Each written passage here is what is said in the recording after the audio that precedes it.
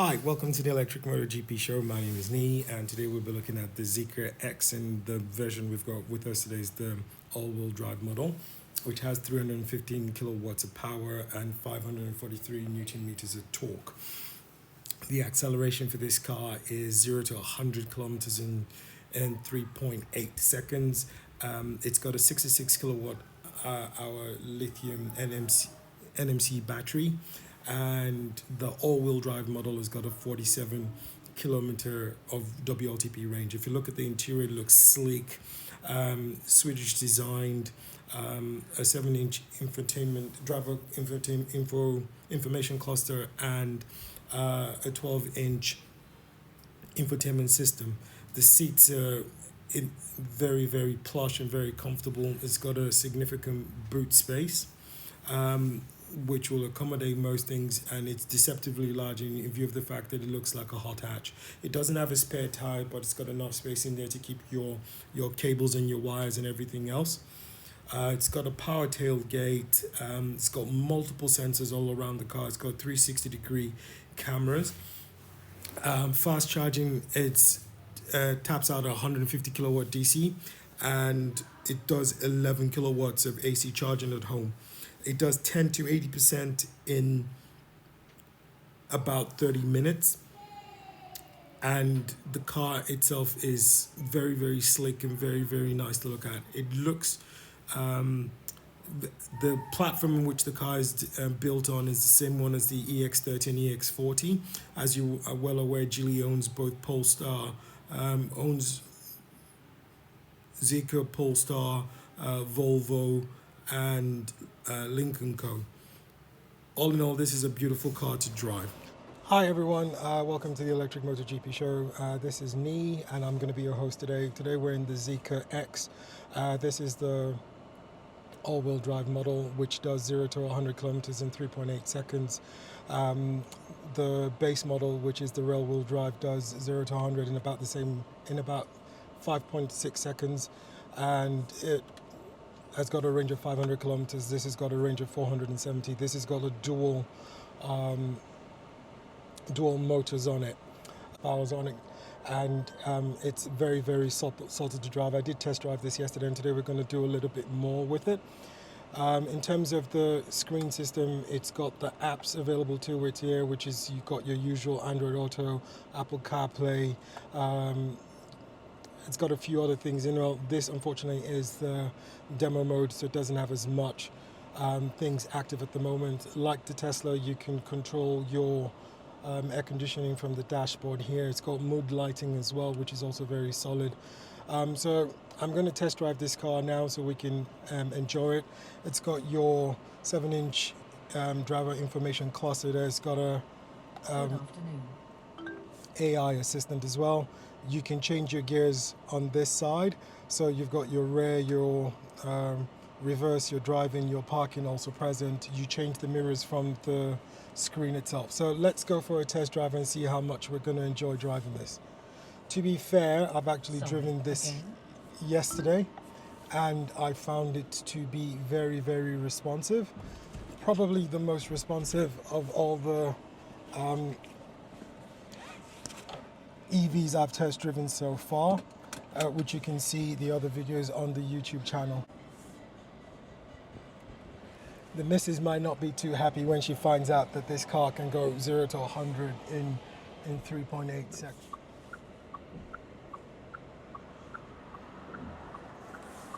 One of the things I'm testing today is the ADAS system to see how the smart driver assistance systems on the car works.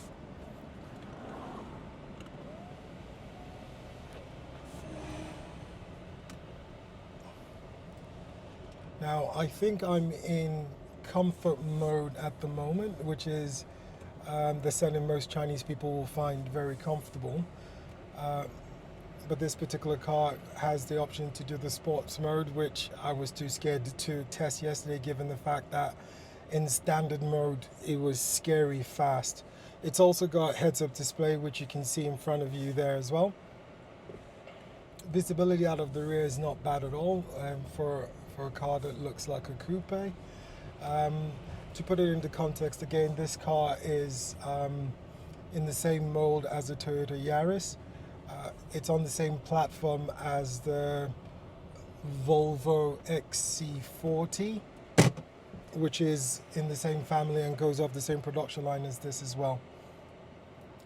The car is capable of charging 10 to 80% in about 30 minutes. It's the maximum charging on this DC charging is 140 kilowatts. Maximum charging on AC charging is 7.7. The seats are very supportive, but getting something comfortable for someone my height is a little bit awkward. But that's because I have a preference for higher riding cars. To be fair, the major reason why I'm really interested in this car is the speed. The car corners very, very smoothly. You don't feel any body roll. The base model of this car comes in about $62,000 drive away, and this particular model that we're in at the moment, drive away is about $71,000 Australian. The advantages of the all-wheel drive over the rail-wheel drive is the fact that you get a heads-up display, you get your own choice of colors, you get a lot of features as standard in the all-wheel drive in addition to the power itself. Obviously, because you've got the extra motor, you lose about 30 kilometers WLTP range on the car itself. It uses an NMC battery, and everyone knows very well that the NMC is also capable of rapid charging ahead of the LFP batteries. So hopefully at some point I'm going to get you to see how quickly this car accelerates.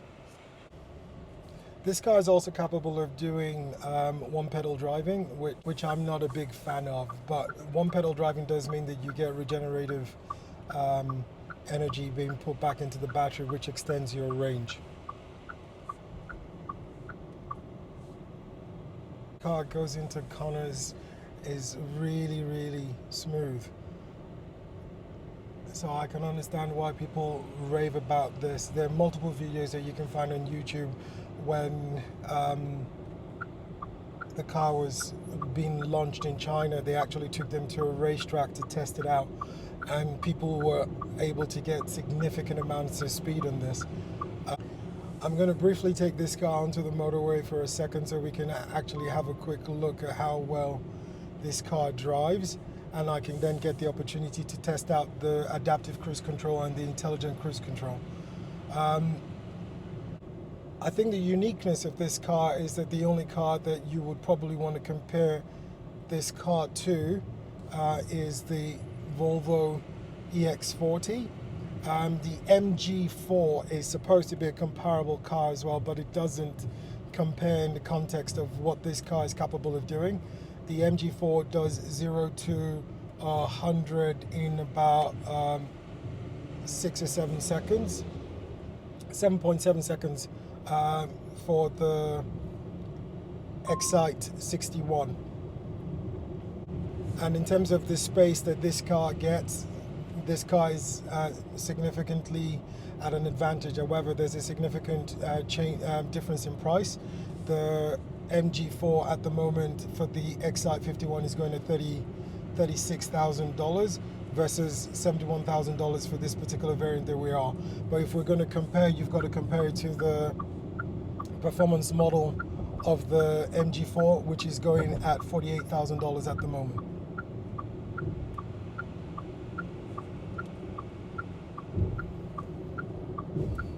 And the performance model of the MG4 does 0 to 100 in 5.8 seconds. So to activate your cruise control, you've got to double tap on your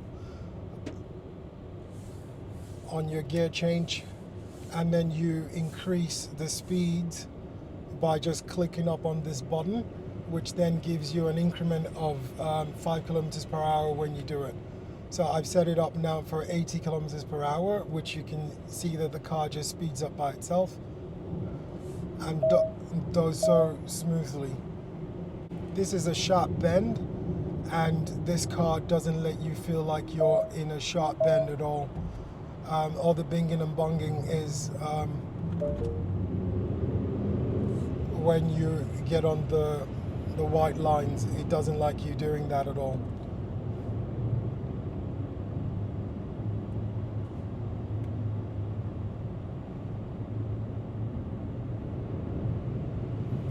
The car's low center of gravity means that when you're going into corners, it doesn't feel very, very willowy at all. It feels very stable, making you feel very comfortable in the car as you drive.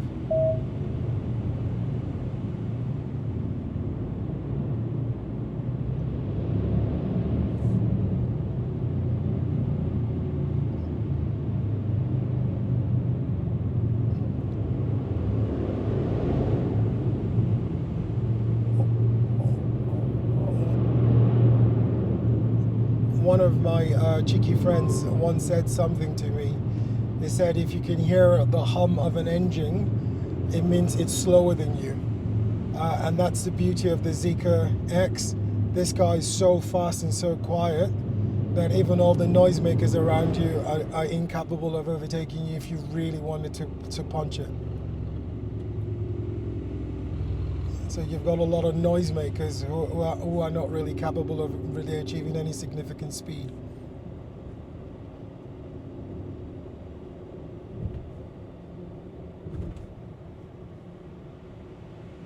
So I'm going to put back the adaptive cruise control again, so just so that we can test it and see how comfortable it is.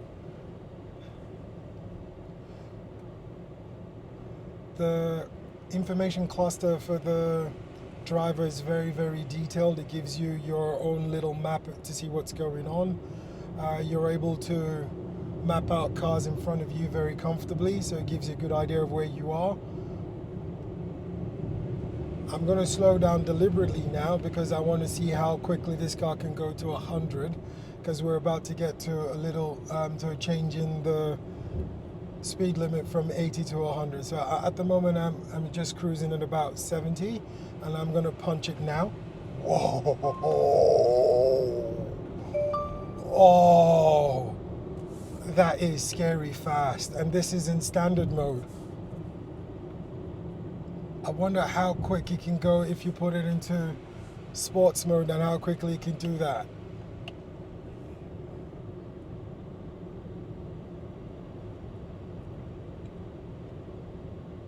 Sorry, I didn't mean to scare you. No. The car's got over 17 different driver assist functions, which include electronic emergency braking, lane keep assist, adaptive cruise control, intelligent cruise control. It's got rear collision warning as well. So the car itself is, everyone knows Geely's the parent company for Volvo and this car as well, and everyone knows that Volvo is probably one of the safest cars that you can ever drive, and this car benefits from that. This car was designed by the Swedish team that designed the Volvo as well, which is why you've got a lot of European aesthetics on the car as well, which makes this car very, very beautiful to look at and slick for you to sit down in and comfortable to drive as well. The seat has got a good lumbar support, even though you're looking at this guy, you're wondering that it looks very small and very tiny the way it looks. It actually isn't. The drive modes for the car are very, very comfortable. At some point I'm going to be able to just switch it over to sports mode and just test that out.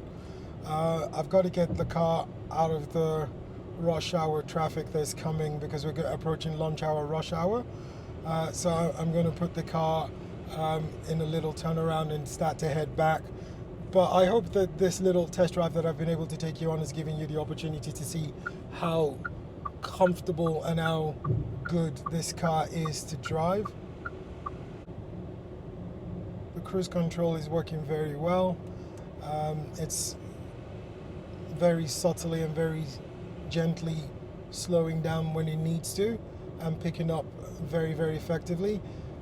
It is maintaining the lane without a lot of pulling, which I think it's very, very good.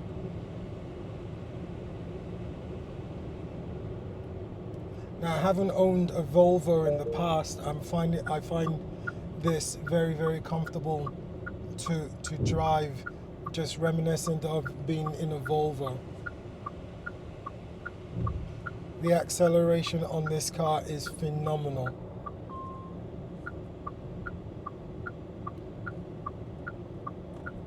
Could try and fix with this car, however, is the fact that the indicator signal and sound doesn't switch off unless you switch it off, which you can find a little bit annoying. But by that, I haven't had any gripes or any complaints about driving this car so far.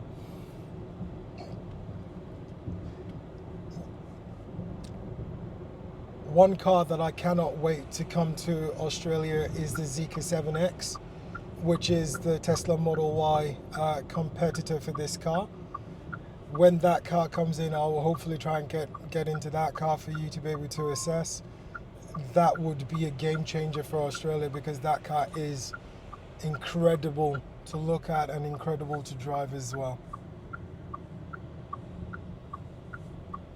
Right, so I'm just going to show you how to change the driver settings on the car, and this gives you the lighting options for the car, the exterior lighting, low beam adjustment. You can adjust your doors and your windows, your child lock from here. You can set up how quickly, how often you want to charge the car. And so currently the car is at 53%, which gives you 166 kilometers. You can do the temperature adjustment, and this is very important for when you want to go charge on DC charging, because this then optimizes the battery and it speeds up your ability to charge the car. This is the one that I want. So we've driven the car in standard at the moment. I'm going to switch this to sport mode, which is going to increase the sensitivity and the speed at which it moves on. I'm not going to change the regenerative braking from middle because I'm not a fan of it, but I'm going to change the steering to sport mode, and I'm going to leave the stop mode on creep still. You can adjust your side mirrors from this, and you can adjust your head-up display from here. You can increase the width, the height, and everything from this as well. I'm comfortable with where it is at the moment, so I'm not going to do that. You can adjust the temperature settings in the car if you want to. I'm not going to do that. You've got 360-degree cameras in the car, which gives you a lot of options in the car, but we're not doing that at the moment. I'm just trying to get you to know what the options are. You've got the intelligent driving, so your lane keep assist, your lane departure warning, which you can set off to off, buzzing, or vibrate. You can allow the car to intelligently change lanes for you if you want, and you can do your speed limit adaptation, which is a very smart part of your cruise control, which means that if you set it at a speed, it won't go above that speed. You've got your safety and your secure. You've got a sentry mode in the car, very similar to the Tesla. This is for you to connect your phone and everything else with it. You've got your sounds and notification, and you've got your voice assistant, which is your ZEEKR bubble LED, which we're not going to test today. But I do find the bubble LED to be quite helpful. The bubble LED can help you set the temperature in the car. It can help you wind down your windows. It can help you set up your child lock in the car as well. All of this makes the car very intelligent and very comfortable. So we're going to put the car in sports mode, which I've just done now, and we're going to test how quickly it accelerates. So let's check that out. So the first thing you notice by changing the steering wheel is that the steering wheel is more responsive. Which means when you're turning now, the turns are very quick and very sharper. I've got to stop here because of people coming out from the car park. So we're going to put the car back on the motorway so we can test how quickly the car can go. While I was adjusting the settings of the car, I was also informed that you can get the car to adjust the indicator signal by just tapping lightly rather than pressing all the way down, which makes the indicator signal to switch off itself. So given all the cars I've tested so far, and that's one of the safety features there. So that's your cross, your front collision and cross warning coming up as I was trying to come out of a blind spot.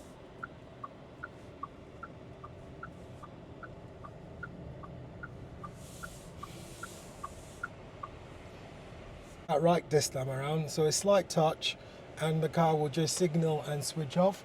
It's when you press it all the way that it stays on until you correct the signal sound. I actually think my wife would really love this car. She used to have a Nissan Micra when we first started out, and she really loved that car. That was a 1 liter engine, and this is slightly different from that in the context of how freely this car responds. And for you hubbies out there, if you want to buy your wife a car, but you're actually buying yourself a car that you want to enjoy driving, this is one that you've got to think about. Like I said, this car does 0 to 100 in 3.8 seconds, and God, it is fast. To put it into context, it's faster than the Model Y, it's faster than the Model 3, it's faster than the X-Spec G6, it's faster than the Sea Lion 7 performance model, which does 0 to 100 in 4.5 seconds. You're definitely in Lambo speed and roadster speed in this car. To put it into context for you, the MG Cyberstar, which is a roadster, does 0 to 100 in 3.2 seconds. So that's 0.6 seconds faster than this.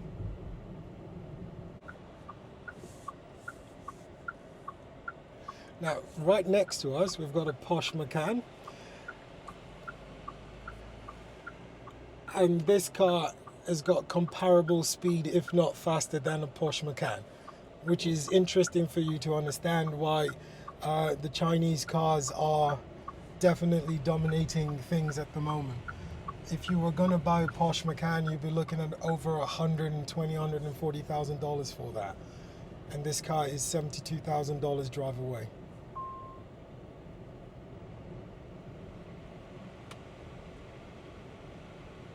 Oh, this is so smooth to get onto the cornering on this car is impressive.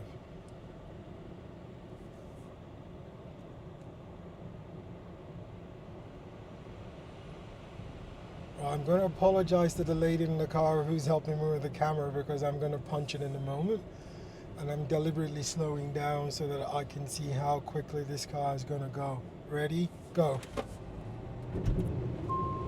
Whew. Oh, blimey.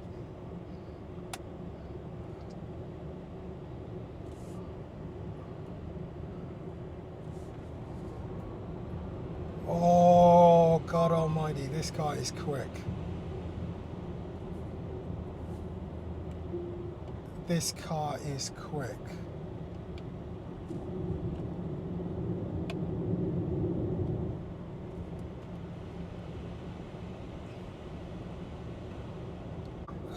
Being able to punch out from a standstill, you don't have to worry about overtaking, you don't have to worry about how well this car is going to perform. This car is it in terms of its driving and in terms of the speed with which it moves. Parents, I wouldn't recommend buying this car for your kids if they're not above 25. The temptation to speed in this car is going to be ridiculous. And I'm doing my best to behave myself rather than punch it as much as I could.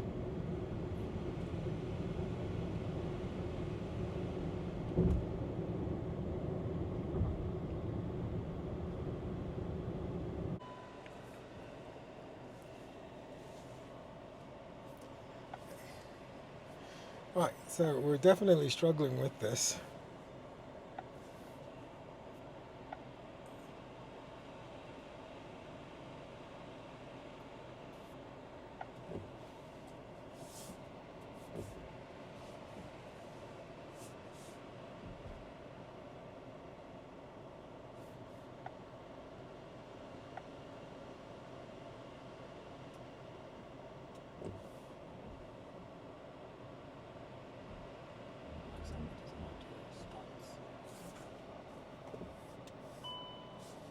It's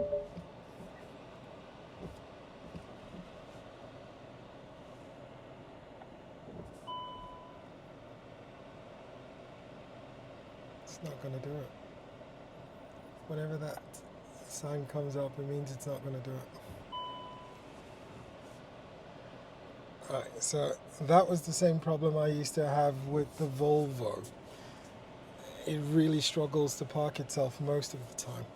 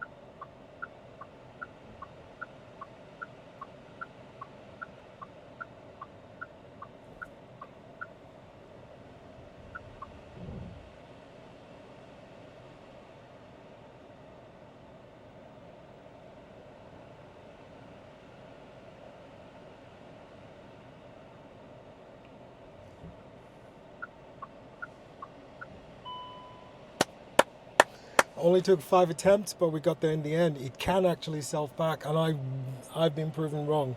Most of the time when I get to be in a Volvo or any of the Geely cars, when they try to park themselves, they usually struggle. This one did take 5 attempts, but it did park itself, and I'll put this up so you can compare that with the Xpeng G6 self-parking later on today.